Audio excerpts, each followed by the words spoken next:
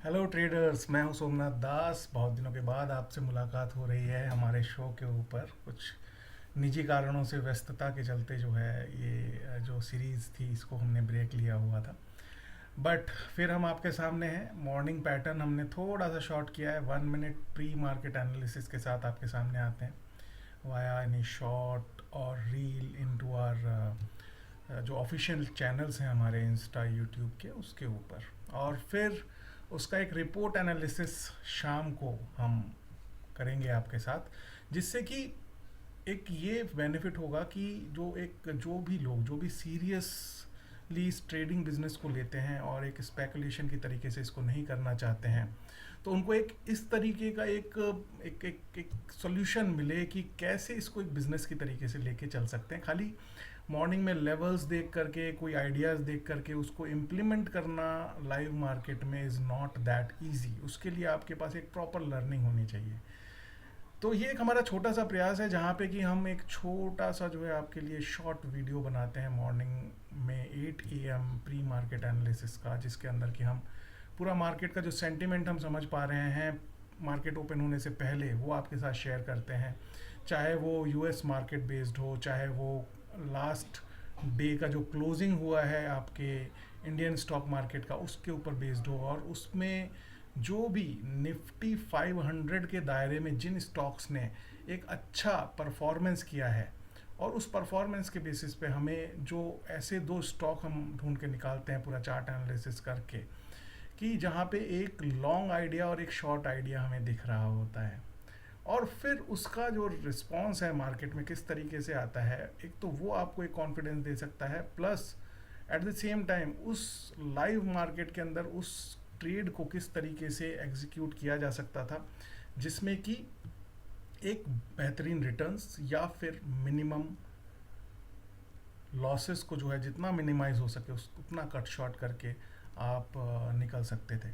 क्योंकि एक चीज़ मार्केट में जो आपके हाथ में है वो सिर्फ यही है कि आप अपने लॉसेस को कितना कट शॉर्ट कर सकते हैं। लॉसेस आपके हाथ में होते हैं, प्रॉफिट जो है मार्केट आपको देता है।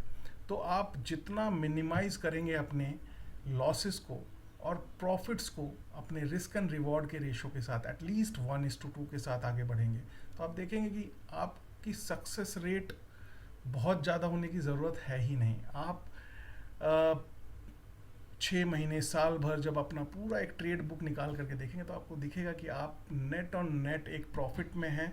और यही जो है पूरा एक यूनिवर्सल रूल है किसी भी बिजनेस का, चाहे हम सुई बेच रहे हों या हवाई जहाज बेच रहे हों या फिर इस ट्रेडिंग बिजनेस के अंदर अपने स्टॉक्स या इंडेक्सेस के अंदर हम वो ट्रेड कर रहे हों। तो ये धीरे धीरे आपको ये चीज़ जब समझ में आएगी तो आपको एसेंस जो है ट्रेडिंग का, कि किस तरीके से ट्रेडिंग जो है एक रेगुलर इनकम जनरेट कर सकता है, चाहे वो इंट्राडे ट्रेडिंग हो चाहे वो पोजिशनल ट्रेडिंग हो।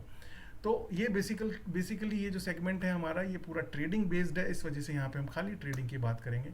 इन्वेस्टिंग की बात हम टाइम टू टाइम आपके साथ अपने value digging and value investing के जो वीडियोस हैं जहाँ पे कि हम एक अच्छे जो स्टॉक्स हमारे रडार पे आ रहे होते हैं टेक्नो फंडा एनालिसिस के थ्रू उसमें लेकर के आते हैं, तो वो बातचीत हम वहाँ करेंगे। तो आइए देख लेते हैं, आपके लिए भी एक रिवीजन हो जाएगा, क्योंकि 1 मिनट में तो बहुत जल्दी जल्दी जो हमने बोला उसको आपने सुना और उसको फिर रिपीटेडली आपने देखा और फिर उसको अपने हिसाब से अपने ट्रेडिंग सेटअप के ऊपर डाल करके कितना क्या आपने बेनिफिट किया हुआ है तो आप ही ज़्यादा बेहतर समझ सकते हैं। बट ये हमारी एक मॉरल रिस्पॉन्सिबिलिटी है, मार्केट शाला की एक मॉरल रिस्पॉन्सिबिलिटी है कि चाहे हमारे बैचेस जो हमारे जो चलते हैं जो ट्रेनिंग के उसमें उसके स्टूडेंट हो या फिर जो स्टूडेंट्स, हम आपको स्टूडेंट्स ही मान के चलते हैं दोस्तों, जो हमारे साथ हमारे चैनल्स के थ्रू जुड़े हुए हों, तो जब इन लेवल्स को उन्होंने जो कि प्री मार्केट मार्केट खुलने से पहले जो लेवल्स आपको दिए हुए थे इनमें कितना जो है स्ट्रेंथ था और उनको किस तरीके से जो है ट्रेडिंग के टाइम पे एग्जीक्यूट किया जा सकता था, तो उससे एक जो लर्निंग बन के आएगी तो आपका एक जो कनेक्ट है या मॉर्निंग एनालिसिस जो हमारी आती है उसके साथ एक स्ट्रांग होगा और उस चीज़ को आप सीख भी पाएंगे। तो ऊपर के तो जो भी हैं आप देख ही रहे हैं, यूएस मार्केट का जो भी अब कल का जो होगा कल हम बताएंगे उसको।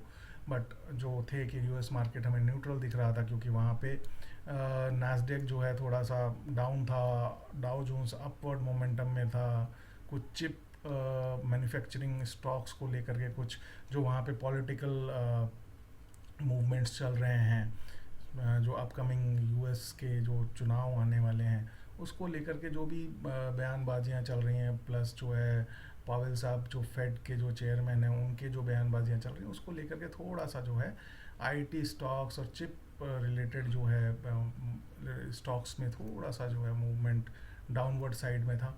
हालांकि बॉन्ड यील्ड बहुत ही बेहतरीन तरीके से जो है अपना वीकनेस को मेंटेन किए हुए, जिसकी वजह से जो ओल्ड एज या फिर ओल्ड टेस्ट जो के जो स्टॉक्स होते हैं उसमें एक अच्छी खासी जो है तेज़ी थी, जिसकी वजह से डाउ अपने एक अलग लेवल पे जा कर के अपना एक नया हाई जोन बना करके क्लोज हुआ था। इस वजह से हमने उसको वीक या स्ट्रॉन्ग की जोन में ना रख के न्यूट्रलाइज रखा। ठीक है, फिर उसके बाद इंडिया विक्स ठीक था, 12 13 14 15 तक हमें कोई दिक्कत नहीं होती, एक अच्छा मूवमेंट, अच्छी वोलेटिलिटी, हेल्दी वोलेटिलिटी मिलती है जिसमें कि ट्रेडर को फ़ायदा होता है।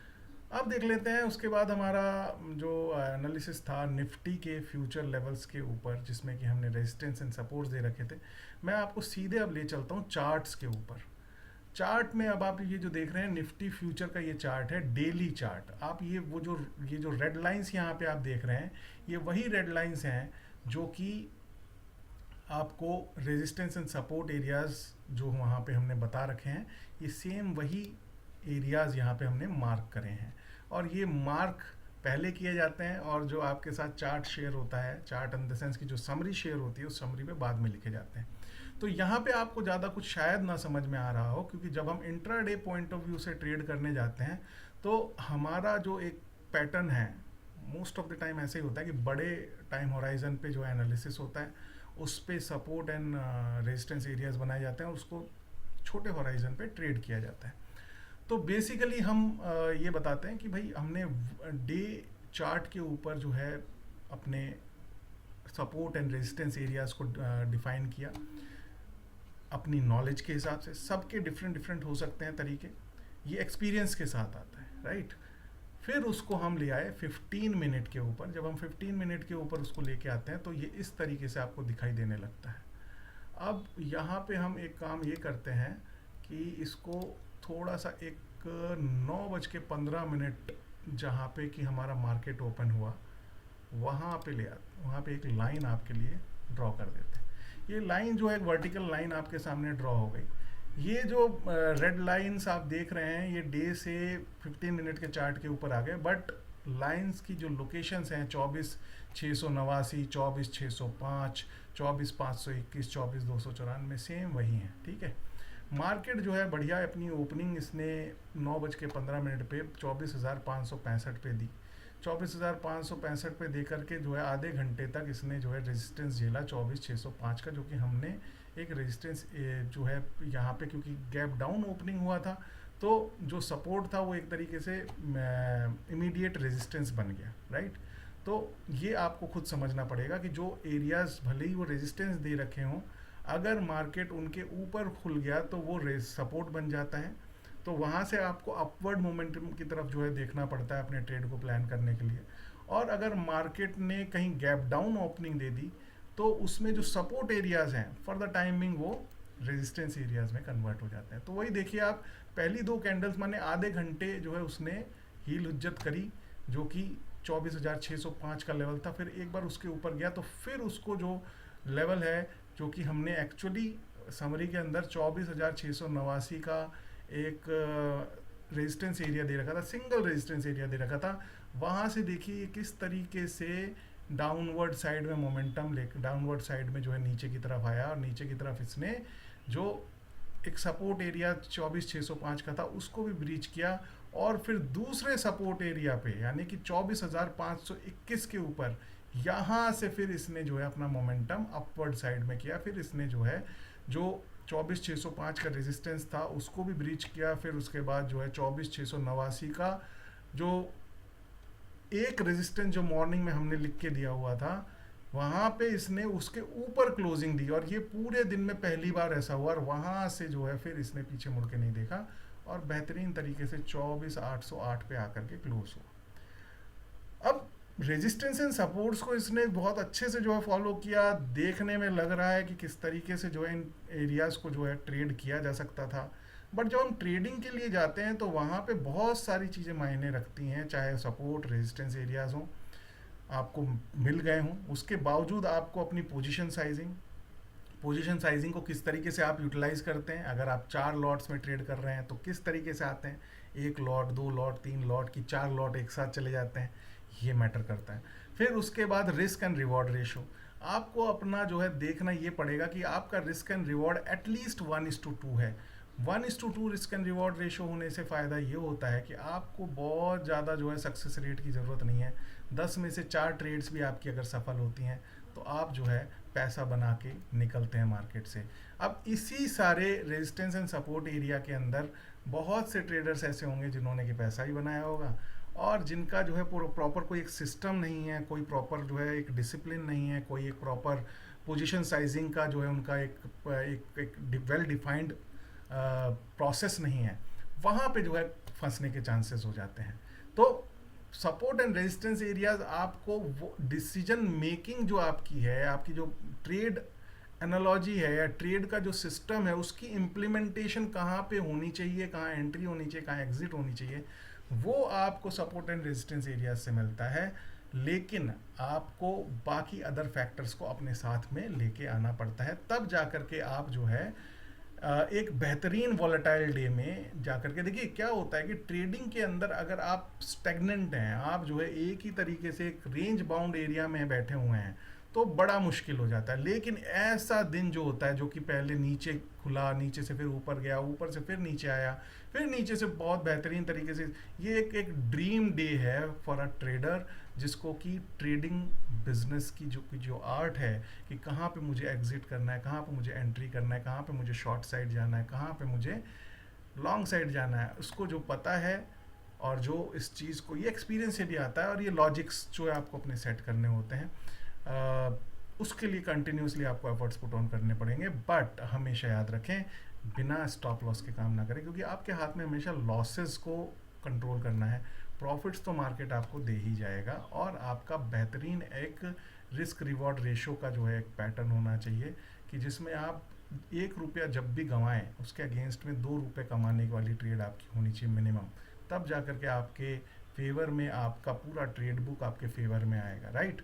तो ये तो आपने देखा किस तरीके से जो है निफ्टी ने बेहतरीन तरीके से जो है आज परफॉर्म किया। अब देखते हैं बैंक निफ्टी। बैंक निफ्टी का जो फ्यूचर लेवल्स के जो चार्ट हैं उसको हम एक बार देख लेते हैं। ये था हमारा बैंक निफ्टी। बैंक निफ्टी को चार्ट को देखने से पहले एक बार देख लेते हैं समरी में हमने बैंक निफ्टी थोड़ा सा ज़्यादा वॉलेटाइल रहता है। रेजिस्टेंस जो है उसके 52,720 और 53,251 पे हमने जो है मेंशन किए थे पिछले दिन के क्लोज के बेसिस पे। उसके बाद सपोर्ट उसके दिखे 52,448, 52,366 और 51,766। अब देखते हैं कि किस तरीके से in resistance and support areas को बैंक निफ्टी ने रिस्पेक्ट किया, राइट। तो ये देखिए सबसे पहली ये जो लाइन है 52,720 आपने देखी होगी। मैं फिर एक बार एक वही काम करता हूँ यहाँ पे कि 9:15 पे जब मार्केट शुरू हुआ तो वहाँ पे मैं एक वर्टिकल लाइन ड्रॉ कर लेता हूँ, ठीक है जी। क्लोज पे ले आते हैं जिससे कि ये पता चले कि अगली कैंडल जो थी वो वहाँ से मार्केट ओपन हुआ था। मार्केट फिर यहाँ बैंक निफ्टी में भी गैप डाउन हुआ, लेकिन आप देखिए जो हमारा सपोर्ट एरिया था 52,366, इसको इसने ब्रीच नहीं किया। यहाँ पे जैसे ही आया यहाँ से ये ऊपर की तरफ भागा, ऊपर की तरफ जाकर के कहाँ से इसने जो है यू टर्न लिया, एग्जैक्टली 52,720 आप देखेंगे वो एरिया हमने वहाँ पे नोटिफाई किया हुआ है।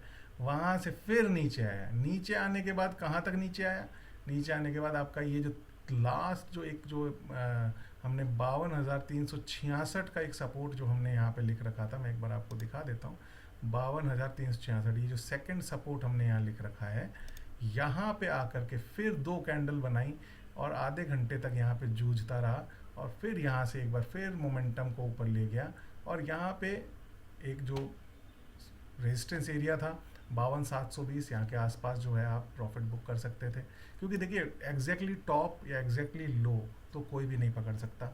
हमें खाली अपने रेजिस्टेंस एंड सपोर्ट एरियाज के आसपास अपने फेवर में स्टॉप लॉस ले करके और उससे डबल का प्रॉफिट के लिए जाना है।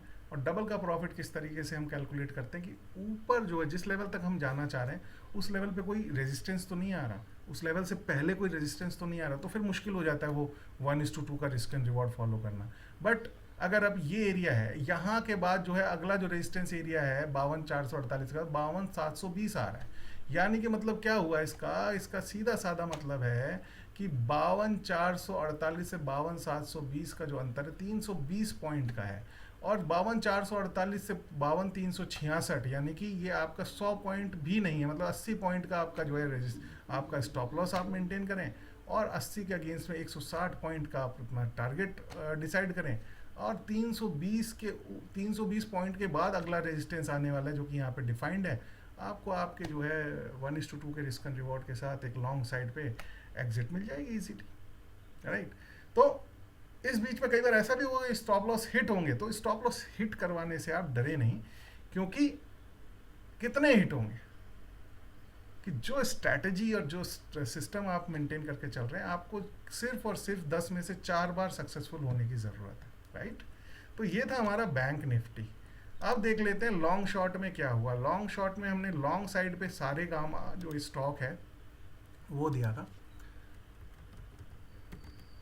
सारे गामा लॉन्ग साइड पे हमने दिया, और ये मैंने रेड लाइन बना रखी है यहाँ पे, जहाँ पे कि हमने कहा था कि भाई यहाँ पे जो है आप अपना स्टॉप लॉस लगा के रखेंगे, और इसकी जो 9:15 की कैंडल थी वो एक बार हम देख लेते हैं। 9:15 की कैंडल कहाँ पे शुरू हुई थी, ये थी 9:15 की कैंडल, यानी कि यहाँ से शुरू हुआ। यहाँ पे आपको और मोर और लेस आसी पास जो है आपको एक एंट्री मिल गया होगा। एंट्री मिलने के बाद हमारा जो वन, वैसे तो क्या है कि आपको थोड़ा बहुत उसके बाद बढ़िया 15 मिनट में अच्छा खासा जो है ये मूवमेंट भी दिया इसने, ये ओपन हुआ आपका 535 और हाई गया 546, लेकिन मैं कभी ये नहीं कहूँगा कि जो है वहाँ पे जा कर के आपको प्रॉफिट बुक कर लेना था, क्योंकि ऐसे तो बड़ा अज्यूम करना बड़ा मुश्किल हो जाएगा कि हम कहाँ पे प्रॉफिट बुक करें, और ऐसे तो कई बार ये होगा कि हमारा नीचे चलता चला जाएगा और हम स्टॉप लॉस भी नहीं लगाएंगे, राइट। तो हमारा जैसा कि हमने डिसाइड किया हुआ था कि भाई हम 1:2 के रिस्क एंड रिवॉर्ड के साथ जाएंगे। 1:2 का रिस्क एंड रिवॉर्ड जो है हमें ये कहता था कि हम 541 के आसपास खरीदेंगे, 534 का हमारा जो है स्टॉप लॉस होगा, और 555 का हमारा टारगेट होगा। तो 555 के 1-2 रुपये ऊपर नीचे चल जाता है, ठीक है, 555 नहीं 553 पे निकल जाओ, इतना भी हार्ड एंड फास्ट क्या होना। लेकिन 546 से इसने जो है अपना जो है बैकवर्ड साइड मोमेंटम देना शुरू कर दिया, और यहाँ पे भी अगर ये हाई बनाया इसने तो बनाया 545-95, बट उससे पहले हमारा डिसाइसिवली ये आप देखें कि 1:15 पे इसने डिसाइसिवली जो इसको कैंडल को ब्रीच कर दिया था। और क्या होता है जब ये डेली सपोर्ट डेली चार्ट पे हम एनालाइज करते हैं और ये जो स्टॉप लॉस डेली चार्ट के बेसिस पे लगाते हैं, तो आपको एकदम से एग्जिट नहीं होना है, आपको इतने ये जो पॉइंट्स हैं 1:15 में डर के जो है एकदम से भाग नहीं जाना है आप, क्योंकि डेली बेसिस पे ये सपोर्ट या स्टॉप लॉस बना के आपको दिया गया, ये दोबारा आएगा। आप ये नोट करके लिख रख लीजिए, दोबारा आएगा, इट इज़ वेरी रेयर कि दोबारा ना आए, राइट। तो उस केस में आप जब दोबारा से 534 ही आपके पास ये वहाँ पे फिर स्ट्रगल किया, वहाँ तक आया, या फिर यहीं पे आपने अपना एक स्टॉप लॉस लगा के रखा हुआ, तो जैसे ही ये ब्रीच करेगा 535 534, ये आपका जो है स्टॉप लॉस काट के आपको निकल जाएगा। आज इसमें आपने लॉस बुक किया, राइट। क्योंकि बड़े लॉसेस लेने से अच्छा अपने लॉसेस को शॉर्ट करते जाएं, और जब आपको मिले प्रॉफिट बुक करने का मौका तो कम से कम डबल तो करें। अगर आपको ट्रेड करने का आर्ट आता है, there are so many things which you can implement into your trading strategy. आप एक लॉट की जगह 2 लॉट से काम करें। पहले लॉट में आप जितना स्टॉप लॉस ले रखा है, अगर ऊपर जाता है उतने, 1:2 जा रहे हैं, 1 रुपया ऊपर जाने के लिए चाहिए, 1 रुपये पे पहला लॉट काट दें, और उसकी वजह उससे क्या होगा कि आप एकदम जो है zero, no loss no profit पे अपनी ट्रेड को एग्जिट कर पाएंगे, अगर दूसरी लॉट भी जो है आपका स्टॉप लॉस हिट करती है तो। ठीक है, लेकिन अगर वो टारगेट को हिट कर देती है तो आप एक अच्छा प्रॉफिट लेकर के निकलेंगे, तो आपका रिस्क और minimum. There are so many things which you need to implement in to your trading business and trading strategy. तो ये जस्ट एक वो चीज़ है जो कि हो सकता है आपको समझने में थोड़ा सा कठिन हो रहा हो, जो कि न्यूबीज हैं, बट जो लोग ट्रेड करते रहते हैं उनके लिए आसान है। और जब आप देखते रहेंगे, समझते रहेंगे चीज़ों को, तो आपके लिए भी ये चीज़ें आसान हो जाएंगी। But one thing is which you need to make sure कि आपके लॉसेस प्री डिफाइंड होने चाहिए और कम होने चाहिए एज कम्पेयर टू प्रॉफिट के जो टारगेट्स होते हैं उसके कंपैरिजन में। और ये रेशो मिनिमम 1:2 तो होना ही चाहिए, राइट। आइए देखते हैं दूसरा जो हमारा स्टॉक था, वो मुझे याद है, वो था रेनबो, RAINBOW, रेनबो। ठीक है जी, रेनबो चिल्ड्रन करके ये जो हमारा स्टॉक था, और इसमें हमने करंट मार्केट प्राइस 1186 पे इसको शॉर्ट करना था, 1206 का स्टॉप लॉस था और 1146 का हमारा टारगेट था। ठीक है जी, और ये हमारा एक बार देख लेते हैं कहाँ गया, 9:15 ये था। ठीक है जी, इसकी ओपनिंग ही जो हुई है, बेहतरीन जो है ओपनिंग हुई है 1215 रुपये के आसपास। हमने कहाँ बोला हुआ था भाई बेचने का? हमने बोला हुआ था कि रेनबो को आप बेचें 1186 रुपये के आसपास। आपको तो पहले ही जो है 1200 के ऊपर का जो है भाव मिला, और हमारा जो स्टॉप लॉस था, वो स्टॉप लॉस हम एक बार फिर देख लेते हैं। हमारा स्टॉप लॉस था 1206 रुपये का। ठीक है जी, 1206 रुपये का स्टॉप लॉस था हमारा, 1206 रुपये। ठीक है, और हमने बेचने को बोला हुआ है आपको 1186 रुपये के नीचे। रेनबो 1186,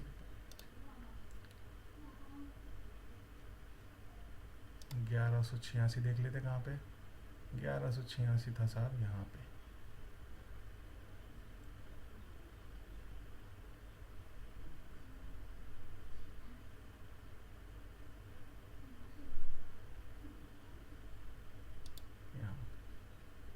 ठीक है, और मुझे लग रहा है हमने जो है ये गलत जगह पे लगा दिया कैंडल। ये है 9:15। ठीक है,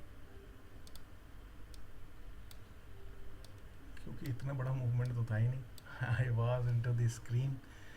तो ये है आपका 9:15 का कैंडल यहाँ बना। ठीक है जी, यहाँ पे 1186 के आसपास तक ये आया ओपन होने के बाद, मतलब इसने जो हाई बनाया 1185 रुपये 50 पैसे का बनाया। वहीं पे आपको जो है 1-2 रुपए का मत दिमाग लगाना, नहीं दिमाग नहीं लगाना है, 1-2 रुपए तो जो है इधर उधर चला ही जाता है। आप दो चार एक मतलब आप ब्रॉड व्यू में देखें कि 2-3 रुपए को लेकर के इतना अपना पूरा जो है ट्रेड ही खो दें, ऐसा नहीं करना है। स्टॉप लॉस जरूर प्री डिफाइंड जो है मार्केट के अंदर लगा के रखें। 1185 रुपये 50 पैसे के आसपास आया, 1186-85 रुपये में आपने इसको जो है शॉर्ट किया होता, और फिर इसकी जो लो बनी है वो बनी है 1147 रुपये के आसपास। ये देखिए, ये दूसरी ही कैंडल के अंदर आधे घंटे के अंदर ही इसने आपको क्या किया, लो बनाया 1148, और हम यहाँ पे टारगेट लेके चल रहे थे 1146।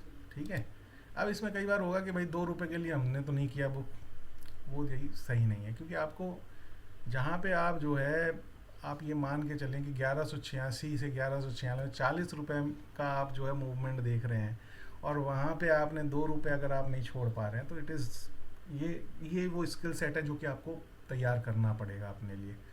चलिए, अगर यहाँ भी नहीं लिया होता तो फिर एक बार जो है ये यहाँ पे इसने लगभग जो है आप ये मान के चलिए था 2:30 बज गया, 2:30 बजे के आसपास कहीं ना कहीं आपको अपना प्रॉफिट बुक इस एरिया में कर लेना था। हालांकि अगर नहीं भी किया होगा तो मार्केट ने भी आपको थोड़ा बहुत कुछ ना कुछ दे ही दिया होगा, क्योंकि उसकी जो क्लोजिंग है वो अभी भी 1167 रुपये के आसपास है। बट मेरा कहने का मतलब है, एक लॉन्ग शॉट हम इसीलिए लेके चलते हैं कि मार्केट का डायरेक्शन चाहे जो भी हो, लेकिन स्टॉक के डायरेक्शन डिफरेंट होते हैं। तो हम एक लॉन्ग आइडिया लेके चलते हैं, हम एक शॉर्ट आइडिया लेके चलते हैं कि इधर नहीं तो उधर कम से कम हम जो है कहीं ना कहीं अपना सक्सेस रेट जो है मेंटेन कर लें।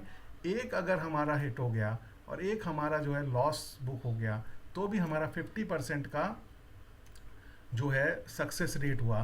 50% का सक्सेस रेट 1:2 के रिस्क एंड रिवॉर्ड के साथ, मतलब हमने 1 रुपया गंवाया और हमने 2 रुपये कमाए, यानी कि हम फिर भी 1 रुपये के प्रॉफिट में रहे। इसी को कहते हैं अपनी पोजीशन साइजिंग को, रिस्क एंड रिवॉर्ड को मेंटेन करते हुए अपने ट्रेड बुक को अपने फेवर में लेके आना। ठीक है, आप एक ट्रेड लूज किया और आपने एक ट्रेड विन किया, ठीक है, तो क्या होना चाहिए? आप कहोगे कि यार हम तो 0 पे हैं। नहीं, आपने 1:2 के रिस्क एंड रिवॉर्ड के साथ जो है एक ट्रेड लूज किया, तो जिसको लूज किया उसमें 1 रुपया आपने, फॉर एन एग्जाम्पल 1 रुपया आपने गंवाया, और जिस ट्रेड को आपने विन किया उसमें 2 रुपीज आपने कमाए, क्योंकि आपने 1:2 वहां पे जो है आपका टारगेट हिट हुआ है। तो 2 रुपये कमाए, 1 रुपया गंवाया, नेट नेट आपका जो प्रॉफिट या आपकी ट्रेड बुक रही 1 रुपीज के प्रॉफिट में रही। तो that's why we tell every time to follow risk reward ratio religiously, क्योंकि ये ट्रेडिंग बिजनेस का थंब रूल है, राइट? तो दोस्तों, ये था पूरे का पूरा हमारा आज का जो हमने आपके साथ प्री मार्केट एनालिसिस शेयर किया था।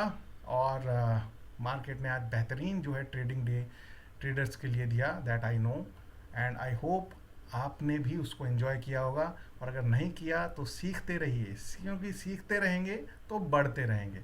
And it is a business, not speculation, right? जैसे कोई और बिजनेस होता है, कोई भी बिजनेस होता है, चाहे वो किसी भी चीज़ को आप ट्रेड कर रहे हो, चाहे आप किसी इस वाटर बॉटल को आप अगर बेचने का बिजनेस जो करते हैं, उसमें जो रूल लगते हैं वही रूल इसमें लगते हैं।